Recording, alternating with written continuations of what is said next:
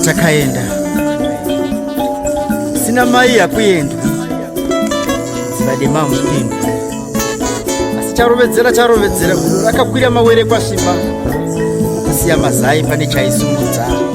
Akazowa tasvika simuka takaita fukira mumwoyo gwendo gwembwa takaenda kuno kwatiri. Chero tsika dzasiyana, tinogara ndudzi nendudzi dzakasiyana, tichaugwa mitauro yakasiyana, handizvityo zvakatosiyana, kureva kumba nekuno kwakatosiyana.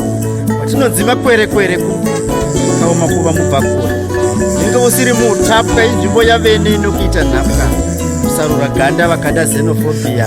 Ndarama inonakira kukova kuno mhiri vazhinji vakarova, sakatika kutongodza achabatika. Hama zhinji dzakacheregwa tiri kuno, vamwe ndivanatumira mari vanoti inonongwa kuno. Zhinji vakadyirwa mari nehama. Pana projekti inofamba usipo nekuti mbudzi yeusiku haibereki. Ndiko mhiri kuno kwatakaenda. Pekugara chaipo ibasa, kuuya wokugara naye. Murume panotoda kumusha wawakabva naye, mukadzi wokuwanira kuno vamwe vanokuchema naye. Fanana nevarume kuno kutsvaga utano mugate, suwa matongo ivhu netsoka nditsike, tarovera mhiri kwatakaenda.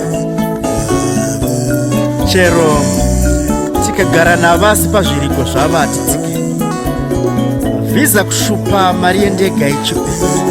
Musanyemerwa mhiri, basa ugere hapana anoti uya ndikupe. Kwedu tinoremekedza vauyi kwavo chiremerera vatipe. Kushuzhira mhuri, simba rekubira mhiri ndiko kwakatipa. Tichadya uchi nemukaka medu munyika, kana pamhiri pachiyerera munoti kuna uzoyambukiri here.